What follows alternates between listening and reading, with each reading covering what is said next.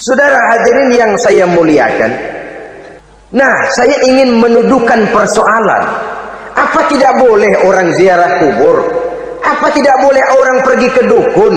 Ini dalam kaitannya dengan judi, karena ini penyakit yang sudah merajalela, mewabah di kalangan masyarakat kita di lapisan yang bawah ini. Saudara hadirin yang saya muliakan, ziarah kubur bukan saja boleh, malah dianjurkan oleh Nabi. Tetapi ziarah kubur yang dianjurkan oleh Nabi itu dengan tujuan pertama, agar orang ingat kepada mati. Kafa bil mauti wa'izah, kata Nabi. Cukup dengan mengingat mati menjadi pelajaran bagi kamu semua. Maka etikanya diajarkan, kalau saudara ziarah kubur, sampai di depan pintu kubur itu kan, Assalamualaikum ya ahlal kubur wa inna insyaallahu bikum lahikun. Kami satu saat insya Allah pasti akan menyusul kamu. Kalau kamu sekarang berbaring di sini, satu saat kami akan berbaring di sini. Ziarah kubur mengingatkan orang kepada mati. Orang yang ingat kepada mati, gaya hidupnya lain dengan orang yang tidak ingat mati. Nah, orang kalau nggak ingat mati, gaya hidupnya nggak terkontrol. Kalau dia berkuasa, Fir'aun, itu nggak ingat mati. Kalau dia kaya, Korun. Sudah gambarannya nggak merupakan gambaran-gambaran yang baik. Orang yang ingat mati, dia berkuasa, dia berlaku adil. Suatu saat saya akan mati dan ini akan dimintakan pertanggungan jawab. Orang kaya ingat mati, dia akan jadi pemurah. Kenapa? Kalau saya diberikan ilmu, pertanyaan akhirat cuma satu, ilmumu kau amalkan untuk apa? Kalau saya diberikan umur panjang, pertanyaan akhirat cuma satu, umurmu kau habiskan di mana? Tapi jikalau saya diberikan harta, pertanyaan akhirat ada dua, hartamu kau dapat dari mana, kau belanjakan kemana? Depannya ditanya, belakangnya ditanya. Dapat dari mana, dibelanjain kemana? Sebab dua-duanya berkaitan dengan kegiatan. Kadang-kadang dapatnya dari jalan yang baik, tapi keluarnya ke tempat yang tidak baik, itu pun tidak betul. Atau dapatnya dari yang tidak baik, tapi dibelanjakan untuk yang baik, itu pun tidak bisa diterima. Oleh karenanya, dengan mengingat mati, gaya hidup seseorang jadi terkontrol karenanya. Yang kedua, dianjurkan kita untuk berziarah kubur itu mendoakan orang-orang yang sudah meninggal. Mal mayyitu fi qabrihi illa kal gharikil mutaghawis, kata Nabi. Orang yang sudah meninggal itu di alam barzakhnya adalah seperti orang yang tenggelam di lautan, menunggu doa dari keluarganya yang masih hidup. Apakah itu anaknya, kemenakannya, cucunya, dan lain sebagainya. Adapun yang kalau kita ziarahi itu kuburnya orang-orang yang kita tahu merupakan orang soleh, orang yang berjiwa bersih, yang kita kenal ketakwaannya kepada Allah Subhanahu wa ta'ala, tidak ada salahnya kita bertabarruk, asal jangan dengan satu keyakinan bahwa dia secara mandiri bisa mendoakan kita. Dia hanya bisa melakukan itu hanya dengan izin Allah. Nah, umumnya orang kalau sudah ziarah ke kubur-kubur keramat itu, Allahnya kelupaan. Itu yang dikhawatirkan merusak dan mengganggu akidah. Sehingga di awal-awal perkembangan Islam, Nabi pernah melarang orang ziarah kubur itu. Ini bisa kita simak dari hadis, kuntu nahaitukum an ziyaratil qabri fazuruha. Dahulu aku pernah melarang kamu untuk ziarah kubur. Adapun sekarang kalau mau ziarah, ziarahlah kamu. Kata-kata dulu aku pernah melarang kamu itu menggambarkan bahwa pada permulaan perkembangan Islam, nilai keimanan para sahabat masih rapuh, masih lemah, masih memerlukan pembinaan. Sehingga kalau mereka sering ke kubur, dikhawatirkan mereka minta kepada kubur. Nah, Tetapi tatkala nilai keimanannya sudah mapan, sudah kuat, kata Rasul, fazuruha. Adapun sekarang kalau mau pergi berziarah, ziarahlah kamu. Saudara hadirin yang saya muliakan, jadi jangan melupakan Allah. Saya bisa saja berkata, kalau saya misalnya pakai cincin, lalu saya bilang, saya sejak pakai cincin ini, jangan anak gadis, nenek-nenek lihat saya lemes. Atau sejak pakai cincin ini, dagangan laris bener. Cincin itu yang menggelincirkan akidah. Untuk tidak tergelincir, orang harus tidak melupakan Allah. Dia bisa berkata, alhamdulillah, Allah memberikan keistimewaan kepada batu cincin saya. Batu cincinnya tidak apa-apa, Allah yang memberikan keistimewaan. Ini dalam bentuk yang langsung. Dalam bentuk yang tidak langsung kita bisa lihat, misalnya kalau petani ditanya, ini bisa panen besar ini rahasianya apa, Pak? Oh, pupuk urea, pupuk urea. Nah, Allah nomor 16. Seorang petani yang baik keimanannya, dia akan berkata, kami bisa panen besar karena izin Allah. Lah, kalau pupuknya mah pakai pupuk urea, izin Allahnya dulu, baru kemudian pupuknya nyusul. Jadi sebenarnya bukan cuma pergi ke dukun yang bisa merusak keimanan, pergi ke dokter juga bisa loh merusak keimanan. Kalau berkeyakinan bahwa dokter itulah yang memberikan sembuh, kenapa akidah saudara tidak tergelincir karenanya? Dokter hanya memberikan obat dan resep, sembuh itu datangnya dari Allah. Ini yang diungkapkan lewat lisan Nabi Ibrahim alaihissalam, wa idza maridtu fahuwa yashfini. Apabila aku sakit, dialah Allah yang memberikan sembuh. Memberikan sembuh. Jangan juga menyalahartikan ayat ini. Ada ayat begini sakit terus nekat. Udah nggak usah berobat dah, memang penyakit dari Tuhan, ntar waktunya baik ya baik dah. Udah ampeg terus dah. Orang yang berobat saja belum tentu sembuh, apalagi yang tidak berobat. Sama juga orang nggak sembahyang kita ajakin ngotot, lu juga yang sembahyang belum tentu masuk surga katanya. Lah yang sembahyang belum tentu masuk surga, bagaimana cengoran lu yang nggak sembahyang?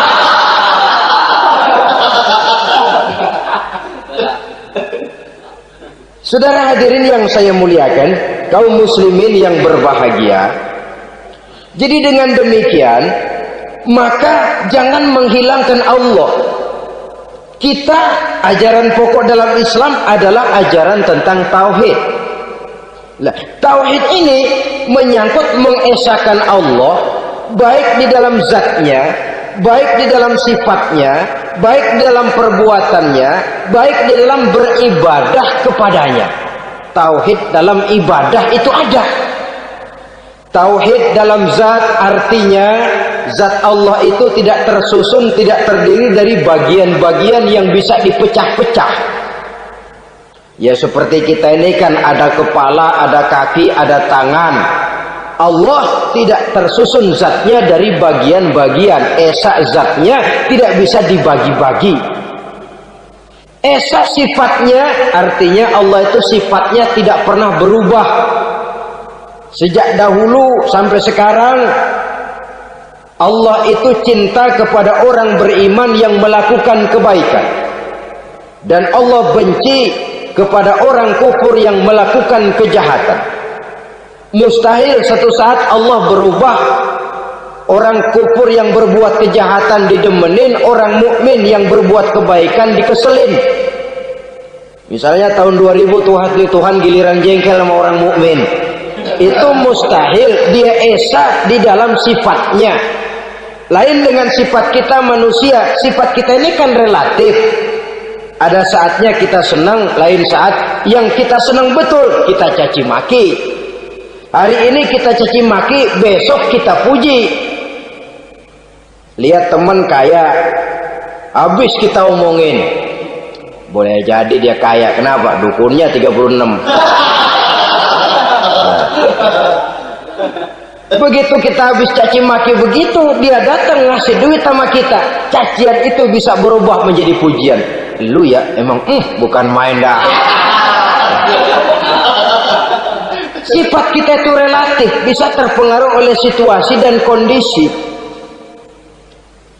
Saudara hadirin yang saya hormati, kaum muslimin yang berbahagia, Allah juga esa di dalam perbuatannya. Artinya di dalam menciptakan apapun yang akan diciptakan oleh Allah, di dalam melakukan apapun yang akan dilakukan oleh Allah, tidak terikat kepada faktor lain, tidak memerlukan bantuan lain.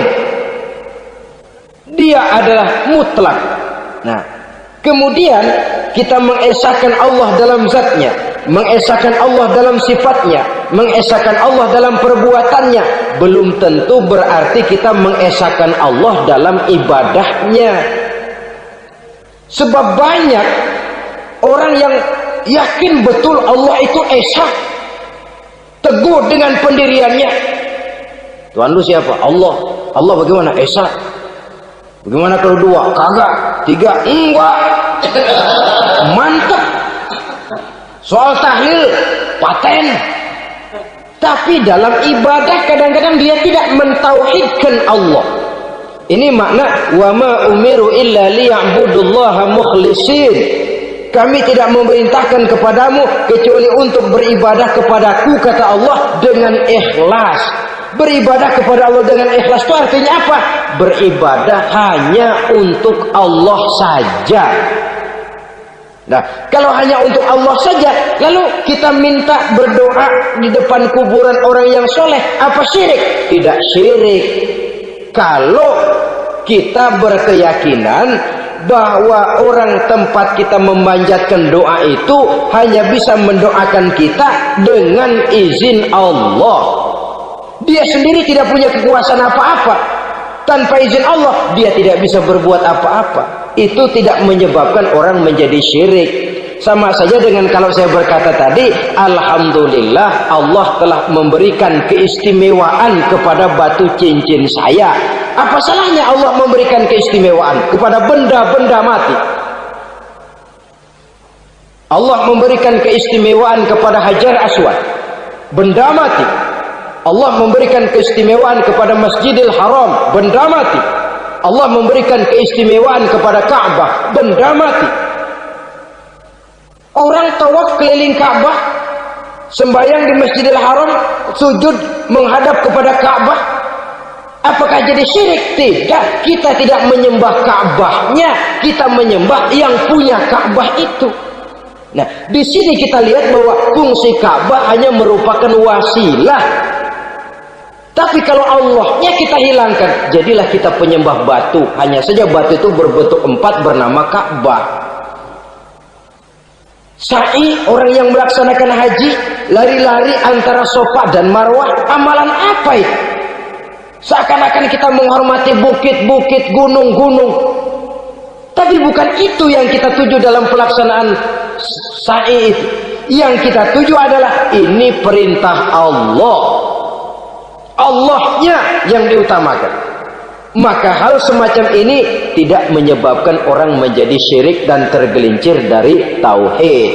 Tapi kalau ziarah kubur dengan niat cari buntutan, cari nomor yang cocok, ini niatnya saja sudah salah.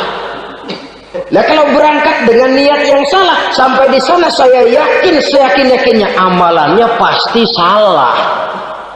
Lah, kubur yang diziarahin bukan kubur orang soleh. Ya mana ada orang soleh ngasih kode buntut. Ada juga orang salah, bukan orang soleh itu.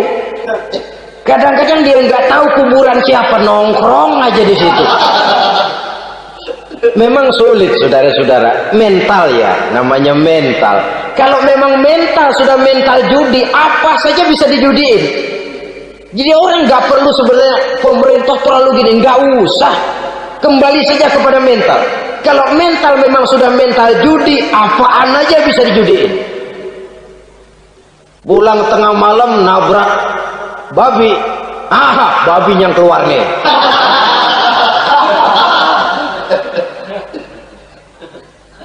Mobil lewat nomornya bisa dijudiin. Bajai lewat bajai bisa dijudiin. Mental. Kalau memang mental sudah mental judi, apapun saja bisa dijudikan. Saudara hadirin yang saya muliakan, lalu bagaimana dengan dukun? Ya, saudara hadirin, pergi ke dukun hakikatnya sama dengan pergi ke dokter.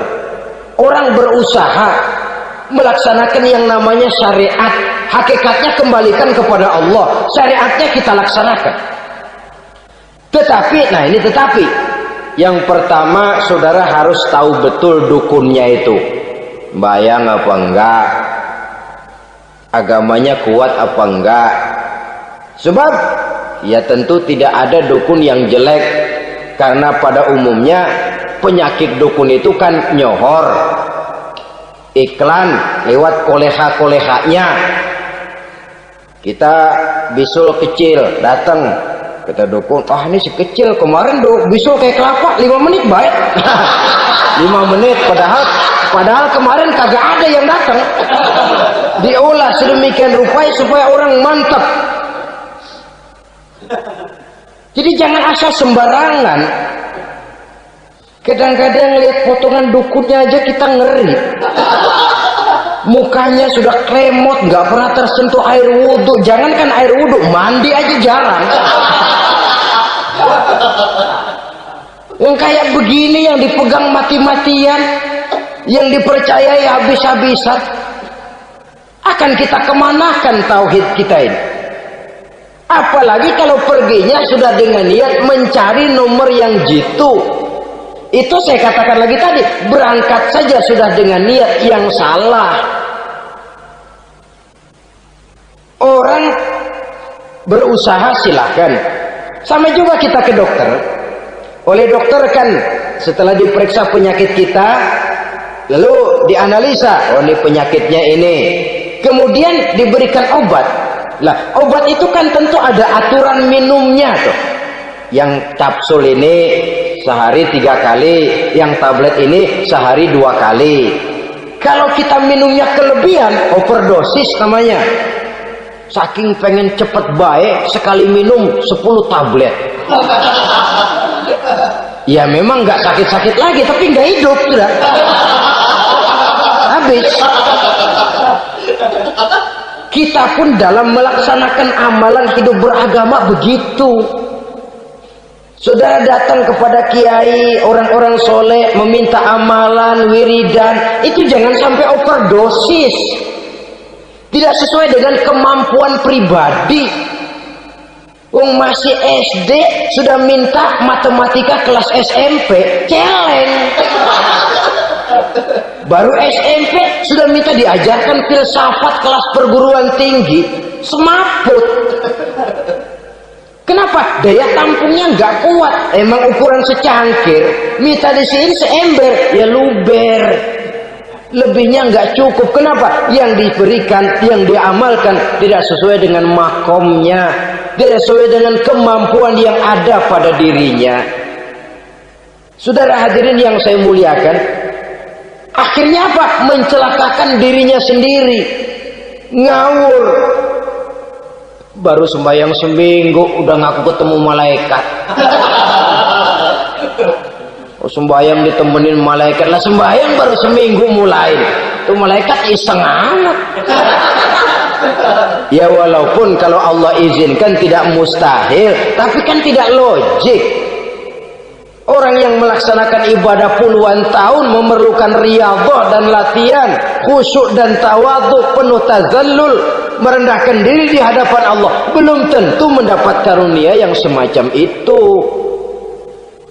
Saudara hadirin yang saya muliakan, jadi dengan kata lain, yang pertama lihatlah dulu kualitas dukun yang akan saudara datangi itu. ini kualitas black apa kualitas white, aspal apa cat putih, sehingga jangan sampai kita salah pilih. Sebab biasanya orang kalau sudah hanyut di kali, rumput pun dia pegangin. Dia tahu kalau rumput tidak akan bisa menahan bobot badannya, tapi karena posisinya posisi terjepit, rumput pun dia pegang. Ini satu gambaran psikologis betapa orang dalam keadaan panik, kepepet, kejepit, yang tidak mestinya dipegang pun akan dipegangnya juga. Walaupun dia tahu itu tidak akan bisa menahan bobot badannya, namun dipegangnya juga. Oleh karenanya, yang pertama, lihat dulu kualitas dukunnya. Yang kedua, saudara-saudara, jangan berkeyakinan bahwa dukun itulah yang memberikan permintaan saudara. Si dukun hanya bisa dengan izin Allah. Malas berusaha. Orang kalau sudah terlalu asik berkhayal, menghitung bintang di langit, malas berusaha. Kalau ada temannya kerja jadi buruh kasar, bawa hasil yang merupakan jeripaya dan peras keringat dia, satu minggu bergaji 10-15 ribu, diketawain. Apaan gaji lu 10 ribu 15 ribu, entar gua nih kalau tembus 100 juta entar. Yang 10 ribu dan 15 ribu keringat orang itu dihina, itu dicela. Tetapi dia selalu menghitung, entar nih gua, entarnya wallahu a'lam. Saudara hadirin yang saya muliakan, timbullah sikap malas. Padahal di tengah negara sedang membangun di berbagai bidang kehidupan.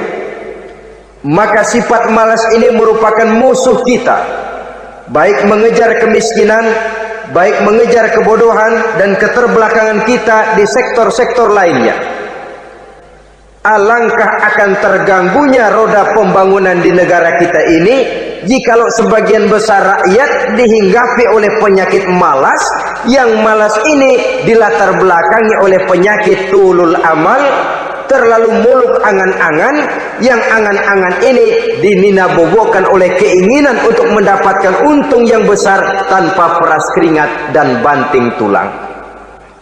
Sasaran yang lebih jauh, dan ini yang paling kita khawatirkan, hancurnya kubu-kubu pertahanan moral daripada bangsa kita. Kita sependapat bahwa lebih penting daripada membangun jembatan adalah membangun manusia yang membangun jembatan.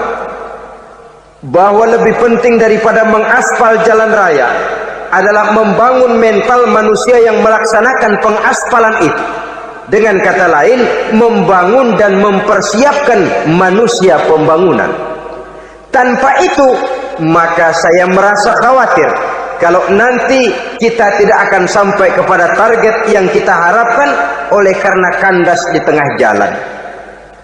Saudara-saudara kaum muslimin rahimakumullah, Islam sebagai agama yang mengajarkan manusia untuk berusaha dan mengeluarkan segala kemampuan untuk melaksanakan segala usahanya itu, sangat membenci sifat malas, sangat membenci sifat tulul amal atau panjang angan-angan. Dan oleh karena judi melahirkan dua sifat itu, Islam sangat menganjurkan pengikutnya untuk menjauhi segala macam jenis perjudian, baik yang terang-terangan maupun yang dilakukan secara samar-samar, tidak ketara, judi canggih sesuai dengan canggihnya teknologi daripada manusia itu sendiri. Ini adalah penyakit yang meracuni masyarakat manusia dari sejak berpribadi, bertetangga, berumah tangga, sampai kepada berbangsa dan bernegara. Dan kasus-kasus yang timbul sudah cukup banyak, yang tidak mungkin lagi kita katakan hanya sekedar bersifat kasuistis, bersifat kasus-kasus kecil saja. Sebelum riaknya naik ke permukaan, marilah kita membuat benteng untuk masing-masing pribadi muslim memelihara dan menjaga diri, jangan terseret dalam permainan yang bernama judi, apapun bentuknya, bagaimanapun cara dan ragamnya, karena jelas bahayanya lebih besar daripada manfaatnya.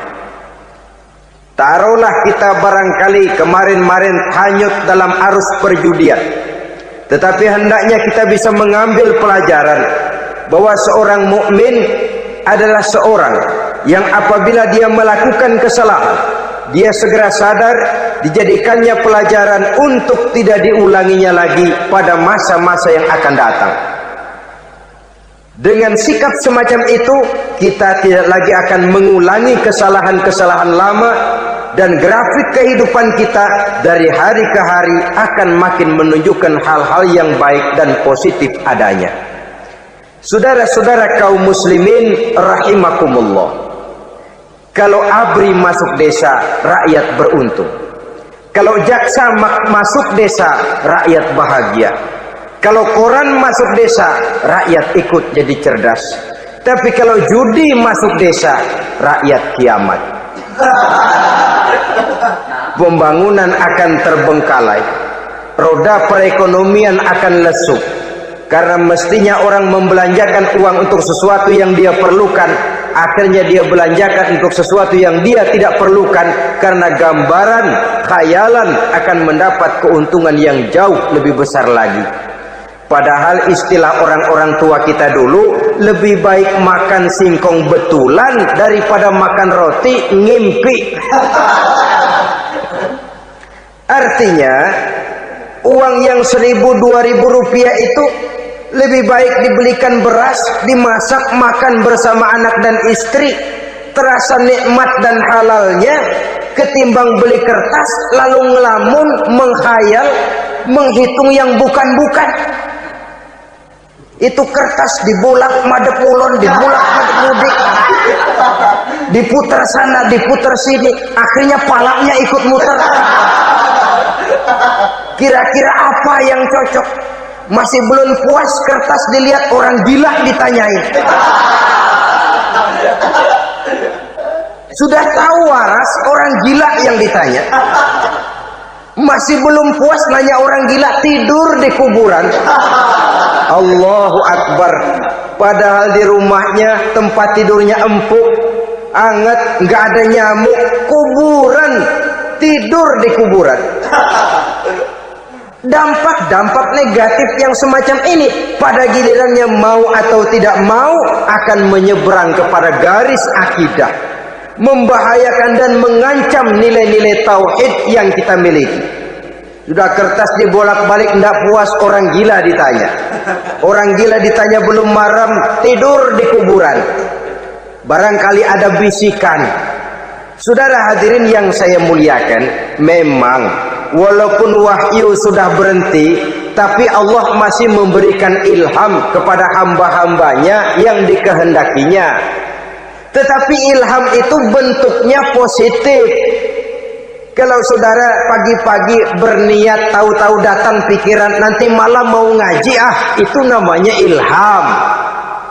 Kalau saudara sedang merenung, tahu-tahu datang pikiran, saya mau sedekah, itu namanya ilham, bentuknya positif. Tapi kalau ngelamun, tahu-tahu datang pikiran nomor sekian sekian sekian pasang, itu bukan ilham, itu belis.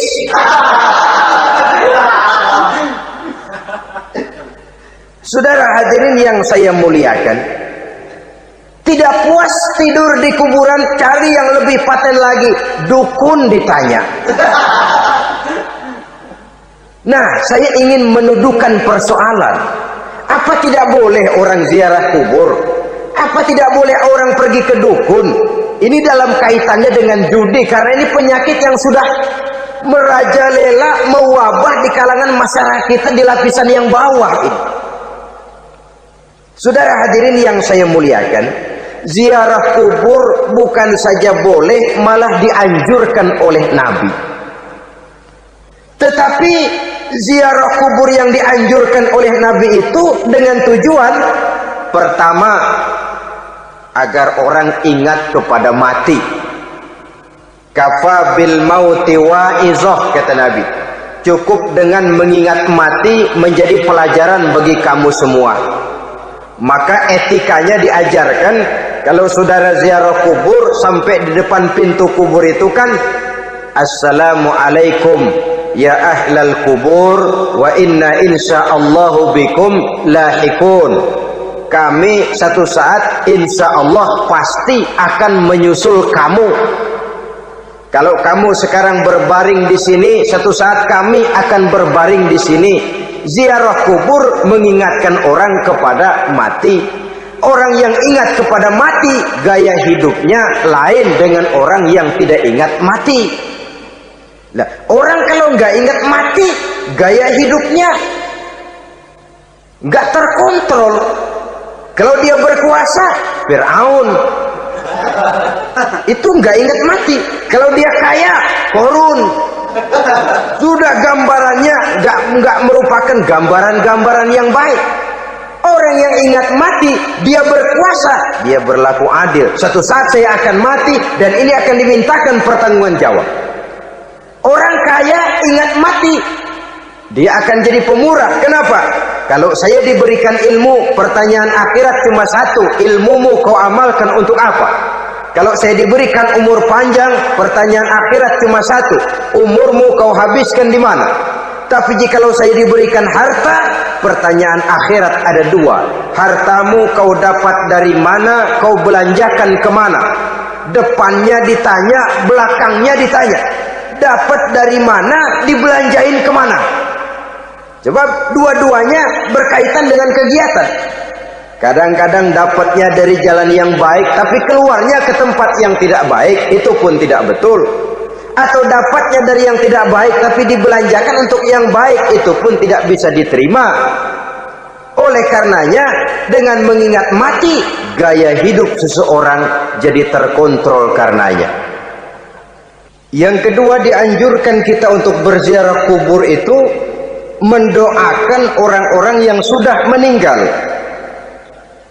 Mal mayyitu fi qabrihi illa kal gharikil mutaghawis, kata Nabi. Orang yang sudah meninggal itu di alam barzakhnya adalah seperti orang yang tenggelam di lautan, menunggu doa dari keluarganya yang masih hidup. Apakah itu anaknya, kemenakannya, cucunya, dan lain sebagainya. Adapun yang kalau kita ziarahi itu kuburnya orang-orang yang kita tahu merupakan orang soleh, orang yang berjiwa bersih, yang kita kenal ketakwaannya kepada Allah Subhanahu wa ta'ala, tidak ada salahnya kita bertabarruk, asal jangan dengan satu keyakinan bahwa dia secara mandiri bisa mendoakan kita. Dia hanya bisa melakukan itu hanya dengan izin Allah. Nah, umumnya orang kalau sudah ziarah ke kubur-kubur keramat itu Allahnya kelupaan. Itu yang dikhawatirkan merusak dan mengganggu akidah. Sehingga di awal-awal perkembangan Islam, Nabi pernah melarang orang ziarah kubur itu. Ini bisa kita simak dari hadis, kuntu nahaitukum an ziyaratil qabri fazuruha. Dahulu aku pernah melarang kamu untuk ziarah kubur, adapun sekarang kalau mau ziarah, ziarahlah kamu. Kata-kata dulu aku pernah melarang kamu itu menggambarkan bahwa pada permulaan perkembangan Islam, nilai keimanan para sahabat masih rapuh, masih lemah, masih memerlukan pembinaan. Sehingga kalau mereka sering ke kubur, dikhawatirkan mereka minta kepada kubur. Nah, tetapi tatkala nilai keimanannya sudah mapan, sudah kuat, kata Rasul, fazuruha. Adapun sekarang kalau mau pergi berziarah, ziarahlah kamu. Saudara hadirin yang saya muliakan, jadi jangan melupakan Allah. Saya bisa saja berkata, kalau saya misalnya pakai cincin, lalu saya bilang, saya sejak pakai cincin ini, jangan anak gadis, nenek-nenek melihat saya lemes. Atau sejak pakai cincin ini, dagangan laris bener. Cincin itu yang menggelincirkan akidah. Untuk tidak tergelincir, orang harus tidak melupakan Allah. Dia bisa berkata, alhamdulillah, Allah memberikan keistimewaan kepada batu cincin saya. Batu cincinnya tidak apa-apa, Allah yang memberikan keistimewaan. Ini dalam bentuk yang langsung. Dalam bentuk yang tidak langsung kita bisa lihat, misalnya kalau petani ditanya, oh ini bisa panen besar ini rahasianya apa Pak? Oh, pupuk urea. Pupuk urea. Nah, Allah nomor 16. Seorang petani yang baik keimanannya, dia akan berkata, kami bisa panen besar karena izin Allah. Lah, kalau pupuknya mah pakai pupuk urea, izin Allahnya dulu, baru kemudian pupuknya nyusul. Jadi sebenarnya bukan cuma pergi ke dukun yang bisa merusak keimanan, pergi ke dokter juga bisa loh merusak keimanan. Kalau berkeyakinan bahwa dokter itulah yang memberikan sembuh, kenapa akidah saudara tidak tergelincir karenanya? Dokter hanya memberikan obat dan resep, sembuh itu datangnya dari Allah. Ini yang diungkapkan lewat lisan Nabi Ibrahim alaihissalam, wa idza maridtu fahuwa yashfini. Apabila aku sakit, dialah Allah yang memberikan sembuh. Memberikan sembuh. Jangan juga menyalahartikan ayat ini. Ada ayat begini sakit terus nekat. Udah nggak usah berobat dah, memang penyakit dari Tuhan, ntar waktunya baik ya baik ya. Udah ampek terus dah. Orang yang berobat saja belum tentu sembuh, apalagi yang tidak berobat. Sama juga orang nggak sembahyang kita ajakin ngotot, lu juga yang sembahyang belum tentu masuk surga katanya. Lah yang sembahyang belum tentu masuk surga, bagaimana cengoran lu yang nggak sembahyang?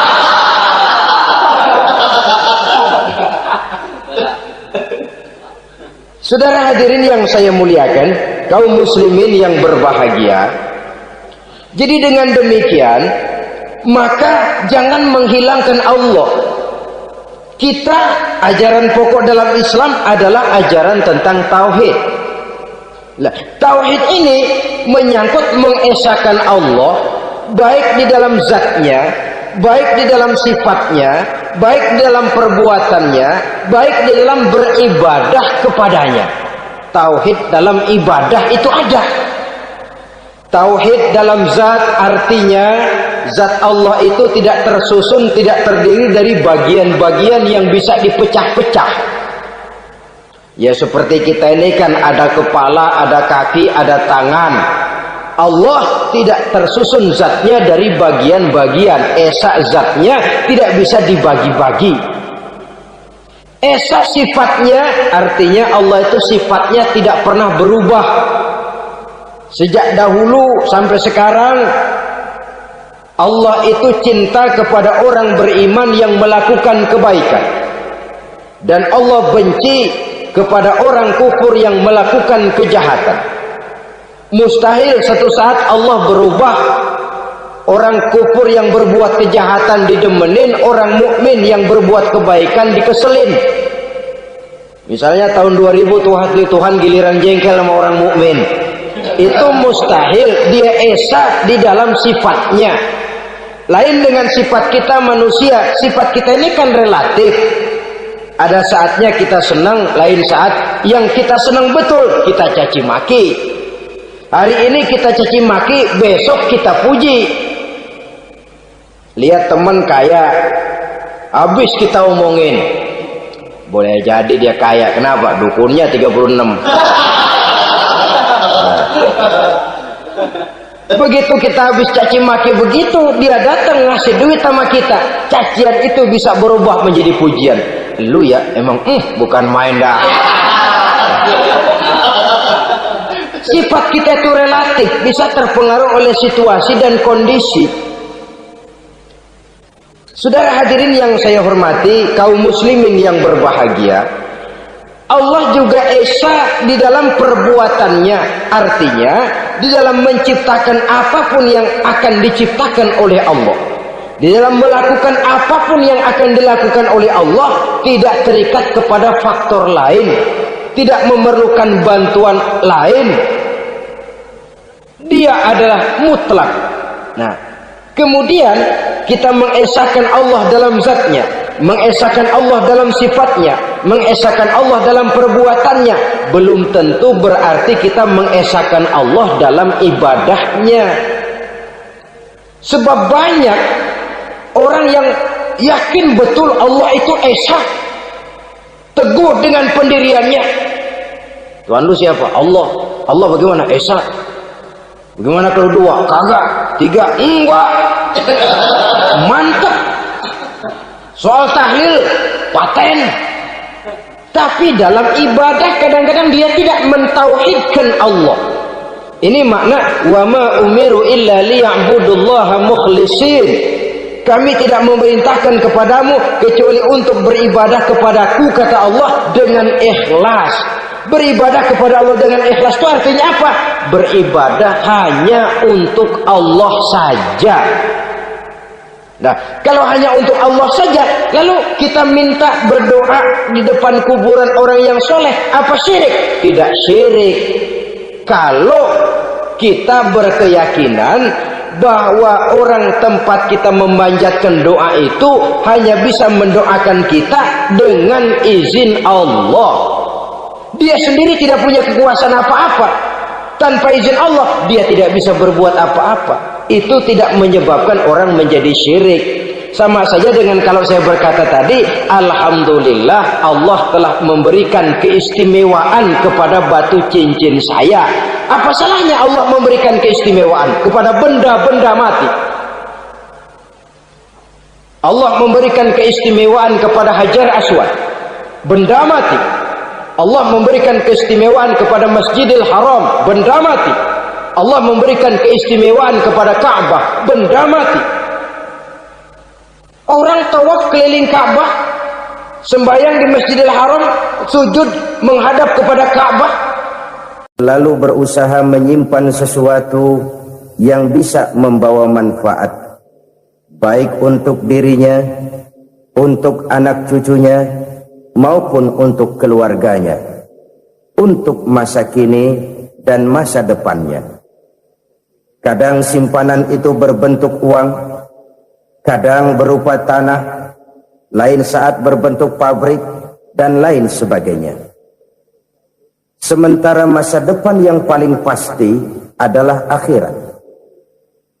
Jika untuk masa depan dunia kita rela memeras keringat, membanting tulang, pergi pagi dan pulang petang, menyimpan uang, menyimpan tanah, menyimpan pabrik, pernahkah kita merenung jika satu saat kiamat datang, kita dibangkitkan dari kubur masing-masing, berdiri di padang mahsyar untuk mempertanggungjawabkan seluruh kegiatan hidup kita di dunia ini, lalu kita akan menuju ke alam akhirat. Sudahkah kita mempunyai simpanan untuk akhirat kita? Pada pertemuan kali ini saya ingin menyampaikan sebuah hadis di mana Rasulullah sallallahu alaihi wasallam bersabda, arba'un min kanzil jannah. Simpanan sorga ada 4 macam. Yang pertama, ikhfa'us sadaqah, menyembunyikan sedekah. Saudara-saudara kaum muslimin, sebagaimana yang kita maklum bahwa Allah Subhanahu wa taala melebihkan sebagian rezeki dari kita terhadap yang lain. Ada yang kaya, ada yang setengah kaya, ada yang miskin, ada yang setengah miskin, dan selanjutnya. Ada yang gajinya kecil tapi penghasilannya gede. Ada yang penghasilannya gede tapi nggak punya gaji. Ada juga yang memang gajinya gede dan penghasilannya gede.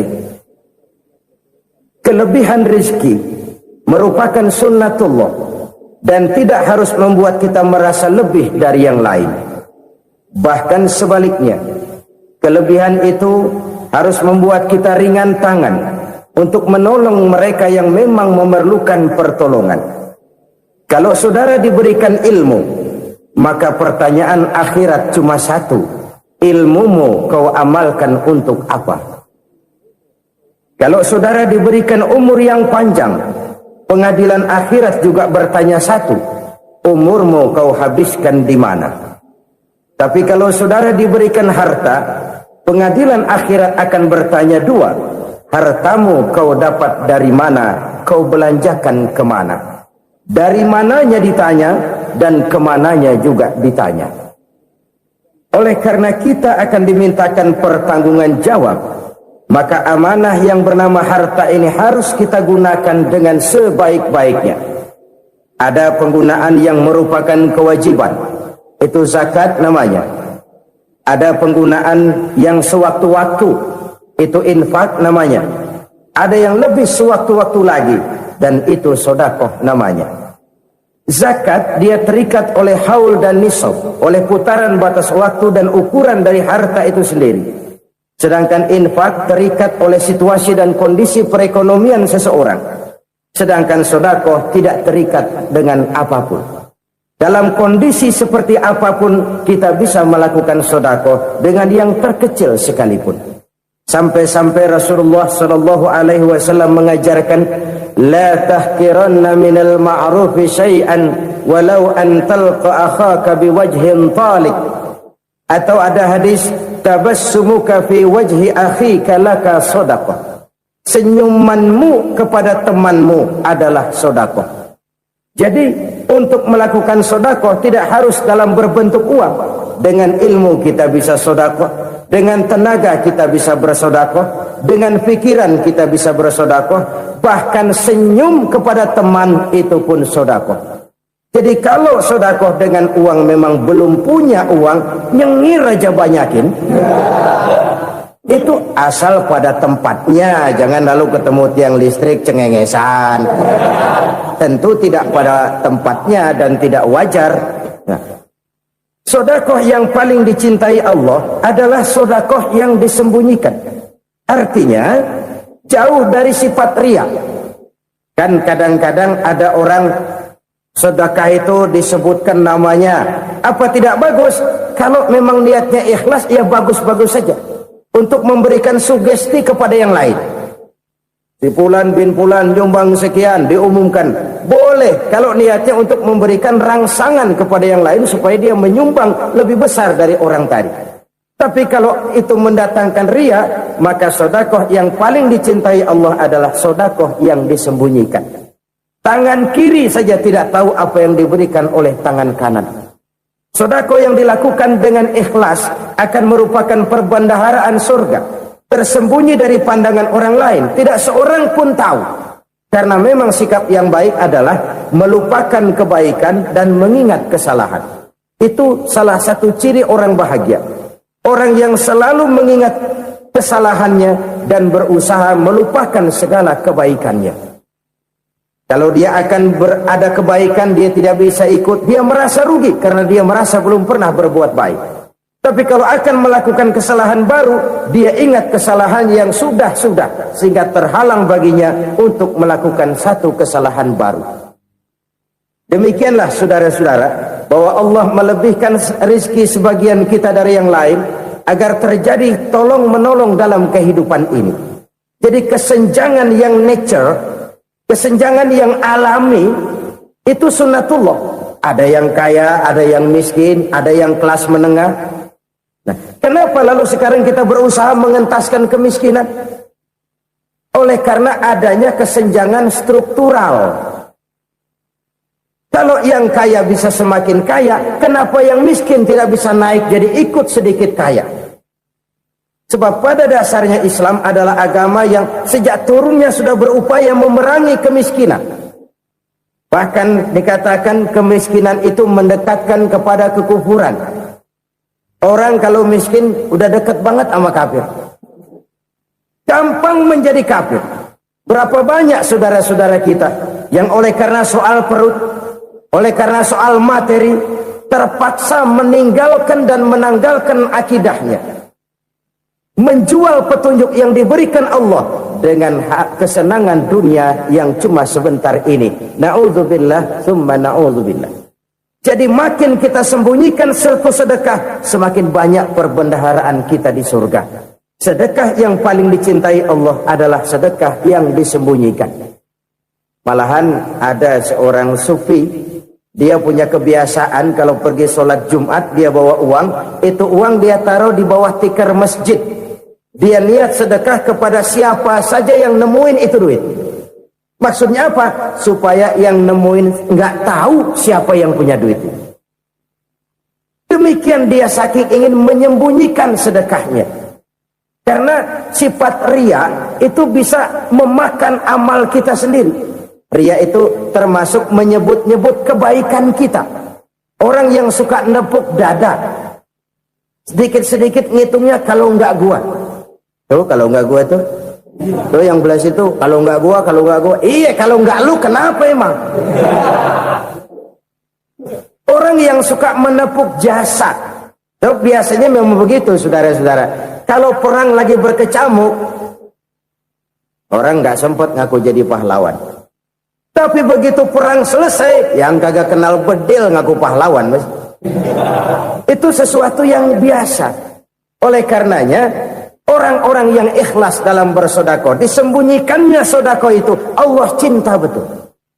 Malahan ada hadis memberikan jaminan, inna sedaqatal mar'il muslimi tazidu fil umri wa tadfa'u mitatas su'i.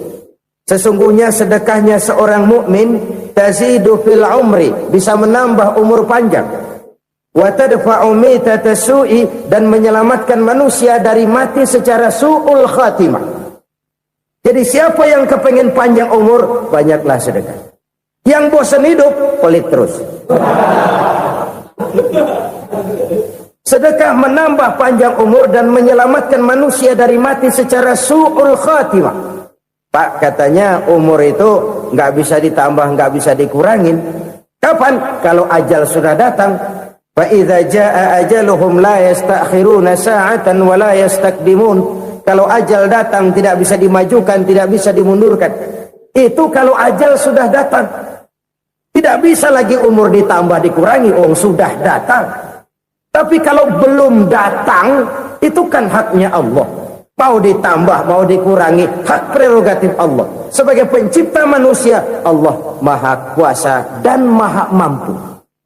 Sedekah ini menambah panjang umur dan menyelamatkan manusia dari mati secara su'ul khatimah.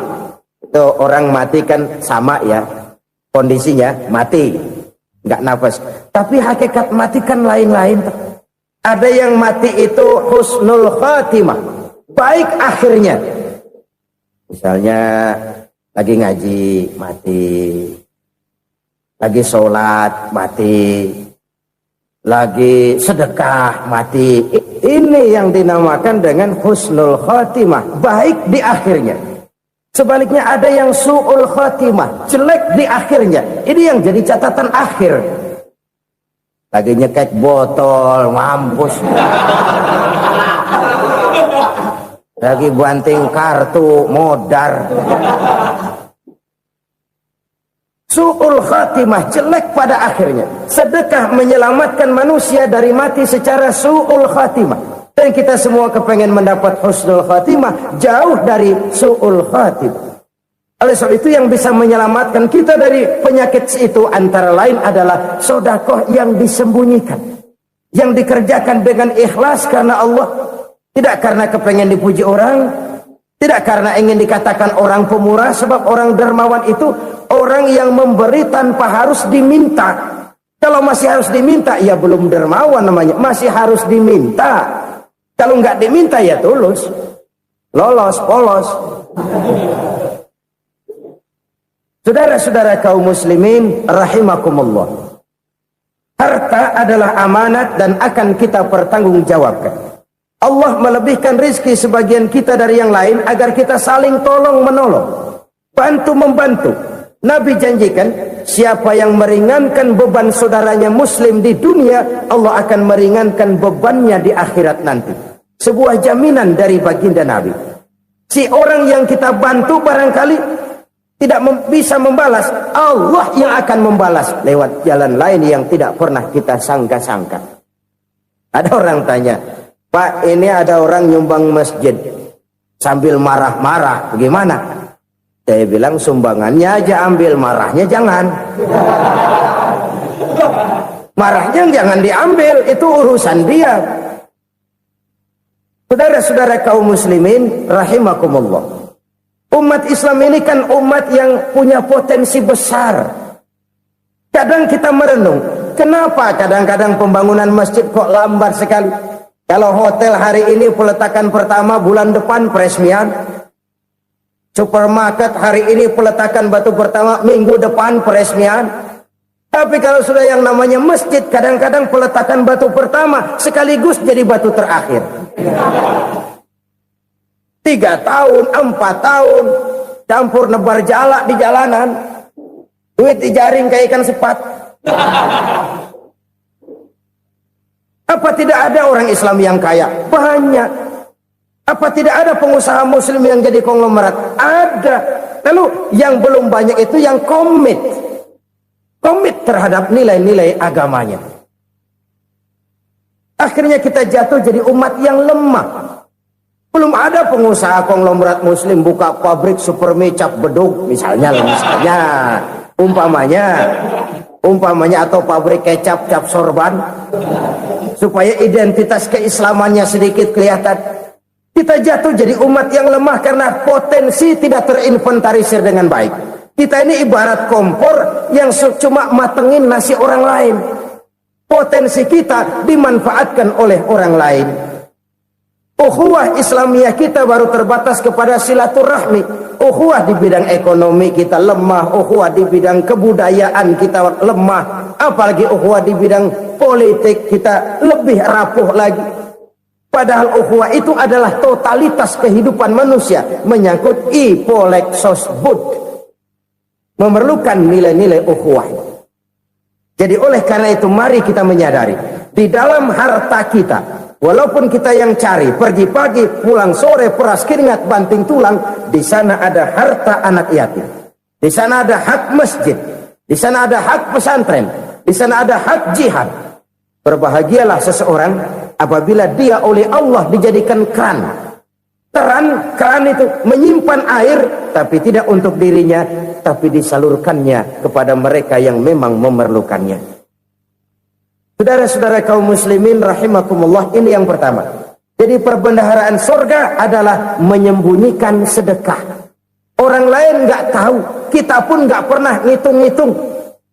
Kita anggap lewat begitu saja, padahal itu deposit akhirat. Satu. Yang kedua, perbendaharaan surga itu apa? Wa kitmanul musibah, menyembunyikan kesulitan. Kadang orang takut menghadapi kesulitan. Tapi makin kita merenung, hidup ini kan sebenarnya urusan. Takut sama urusan ya jangan hidup. Tandanya orang hidup itu kalau punya urusan. Urusan melupakan problem. Problem sering menimbulkan kesulitan.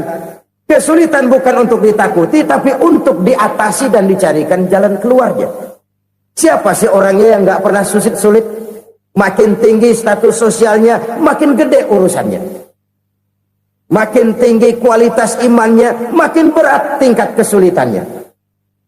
Cuma memang yang namanya enak itu seperti pelangi. Biang lala itu nggak pernah di atas kepala kita, di atas kepala orang melulu. Lo sih enak lo, kata kita. Dia juga bilang, enak kan lo. Pelangi itu nggak pernah di atas kepala kita. Kata tukang beca, aduh enak ya naik Mercy. Kata tukang beca, apa yang di dalam mobil Mercy? Aduh enak bener tukang beca, di jok ngeringkuk ngorok pules bener. Saya kamar pakai AC sejuk, tempat tidur sutra, empuk, alga, spring bed, kulak kulik nggak bisa pules kalau belum minum Valium, belum tidur. Enak bener tukang beca, di jok ngorok nggak tahu wetan kulon. Si tukang beca bilang yang di Mercy enak, yang di Mercy bilang tukang beca enak. Inilah enak, nggak pernah di atas kepala kita, di atas kepala orang lain melulu enak itu. Nah, saudara-saudara, yang merupakan perbendaharaan surga itu orang yang bisa menyembunyikan kesulitan, baik pribadi ataupun rumah tangga. Nih terutama rumah tangga yang jadi soal. Kadang-kadang kita ini kalau senang, sebaliknya kalau senang kita diam, kalem aja, cuek. Banyak banget duit kita bawaan, diam aja udah. Malah ketemu orang takut. Tapi begitu susah, sekampung tahu. Padahal Nabi mengajarkan perbendaharaan surga itu menyembunyikan musibah, menyembunyikan kesulitan. Kalau enak, cerita sama orang-orang. Kalau nggak enak, rasain sendiri, tekan sendiri, atasin sendiri. Kita kan sebaliknya. Tenang kita diam, asal lagi susah, paling tidak kita nyari teman buat cerita kesusahan. Siapa orangnya yang nggak pernah susah? Cuma soalnya bagaimana kita mengatasi kesusahan itu sendiri. Begitu juga misalnya kalau orang sudah berumah tangga, itu orang tuanya harus menjadi tempat dia cerita yang enak-enak saja. Yang nggak enak rasain berdua, selesaikan berdua, atasin berdua. Jangan dibalik. Asal senang diam, giliran susah saja. Maknya laporan. Terbalik, bisa menjaga security informasi. Maka nama bayam keluar diam, malah seluitan. Enak amat lu makan daging ayam. Security informasi. Saudara-saudara kaum muslimin rahimakumullah. Ujian yang terberat itu yang pernah diberikan kepada para nabi, para rasul, para aulia, para ulama. Makin tinggi keimanan, makin berat bentuk kesulitan. Ayo saya kemukakan satu contoh saja. Ada seorang nabi yang kaya, nabi kaya, namanya Nabi Ayub. Iblis kalau orang begini kan keki, ibadahnya rajin, kaya. Nih yang kayak begini susah digodain.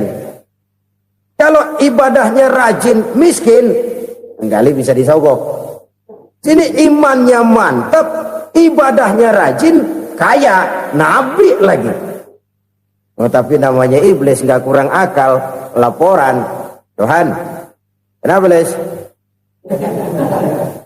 Ya ini bahasa saya, bahasa Qurannya sih nggak gitu. Itu hambamu yang namanya Ayub, dia rajin ibadah cuma karena dikasih kaya aja. Coba kasih miskin dia, berhenti dia sembahyang. Ah, kamu bisa aja. Saya tahu Ayub itu hambaku yang ikhlas. Saya buktiin Tuhan, silahkan. Dibuktiinlah, iblis turun ke alamin. Yang mula-mula dia lakukan, dia rusak sawah ladang Nabi Ayub. Dia binasakan binatang ternak Nabi Ayub. Sehingga dalam waktu singkat, jatuhlah Nabi Ayub dari orang paling kaya jadi orang paling miskin. Beliau masih ibadah di mihrab dalam masjid. Datang iblis.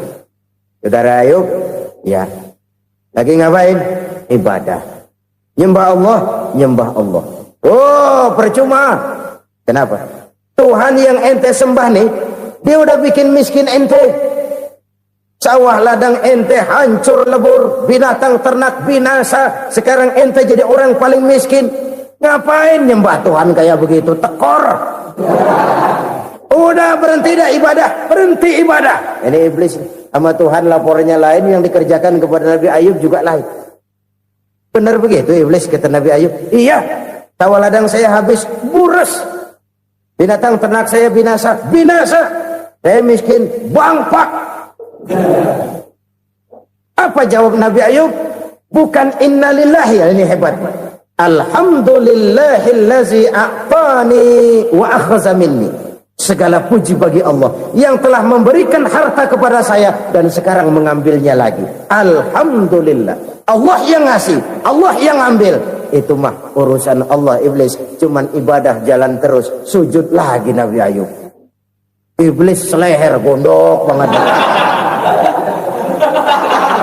Dasar Nabi nggak mempan dia apa-apain. Miskin malah alhamdulillah. Allah yang ngasih, Allah yang ambil. Jadi kalau kita tidak komit, kita tidak terikat kepada kaya, miskin, senang, susah, apa yang bisa bikin kita susah? Jadikan kekayaan, kemiskinan, jadikan senang susah sebagai anak buah yang bisa kita atur. Jangan Jangan kekayaan ngatur kita, jangan kemiskinan ngatur kita. Kita yang harus mengatur mereka. Senang, susah, kaya, miskin, bahagia, sengsara, jadikan itu anak buah yang bisa kita atur. Kalau sekarang kita kaya, lain saat boleh jadi kita miskin, semiskin-miskinnya. Allah yang ngasih, Allah yang ngambil. Tenaga mana yang bisa menghalangi? Ibadah jalan terus. Iblis makin gondok. Dasar nabi loh. Akhirnya apa? Nabi Ayub dikerjain, diberikan penyakit. Demikian fatal penyakitnya. Bayangin, udah miskin, sakit. Masya Allah. Miskin, sakit. Sakitnya nggak lama, kira-kira 16 tahun. Istrinya 3, 2 mental minta ceraiin. Ngerawatin laki bengek begini. Senang belum tentu, susah udah pasti nih. Cerai aja, cerai dah. Cerai. Tinggal satu Siti Rahmah yang setia menemani beliau. Sesetia-setianya hati perempuan. Satu saat Siti Rahmah bilang, "Bang, iya, abang kan Nabi, Bang. Lalu, namanya Nabi kan doanya jarang meleset, Bang. Maksud kamu minta kenapa sih sama Tuhan biar abang sembuh baik dah, Bang?" Siti Rahmah, "Iya. Saya sakit berapa tahun sih dah?" 16 tahun, Bang. "Sebelum ini saya sehat berapa tahun?" "Ya kira-kira 60 tahun, Bang." "Nah, coba ente banding-bandingin, Rahmah. Saya dikasih sehat 60 tahun, dikasih sakit 16 tahun. Sudah nggak sabar mau doa kepada Allah minta sembuh. Saya malu kepada Allah. Diuji dengan yang luar biasa seperti ini, tidak mengganggu stabilitas kehambaannya. Dia tetap menghamba kepada Allah Subhanahu wa ta'ala." Saudara-saudara kaum muslimin rahimakumullah, kunci menghadapi kesulitan itu apa? Allah jelaskan dalam satu ayat, "Wa basyiris sabirin alladzina iza asabathum musibah qalu inna lillahi wa inna ilaihi raji'un." Gembirakan orang-orang yang sabar. Siapa mereka itu? Yang apabila mendapat musibah mereka kembali kepada keyakinan dasar, segalanya dari Allah dan segalanya akan kembali kepada Allah. Ini konsepsi dasar dari sikap muslim dalam menghadapi berbagai kesulitan. Segalanya dari Allah, segalanya akan kembali kepada Allah. Kalau ini sudah kondisi dasarnya, maka kita akan lapang menghadapi kenyataan bagaimanapun pahitnya. Apakah itu namanya miskin, apakah itu namanya sakit, bahkan maut sekalipun. Maut sekalipun. Segalanya dari Allah, segalanya akan kembali kepada Allah. Ini sikap hidup, bukan sekedar ucapan. Kita kadang-kadang menjadikannya sebagai ucapan. Mulutnya sih nggak berhenti, innalillahi wa inna ilaihi raji'un, tapi nangisnya terus gerung-gerungan. Bukan itu, ini kesadaran moral. Kalau segalanya dari Allah, segalanya kembali kepada Allah, kan sebenarnya cuma nunggu giliran. Hari ini saya nyembayangin dia, entah hari apa saya disembayangin orang. Hari ini saya antar dia ke kubur, entah hari apa orang nganterin saya ke kubur. Hari ini saya tahlilkan dia, entah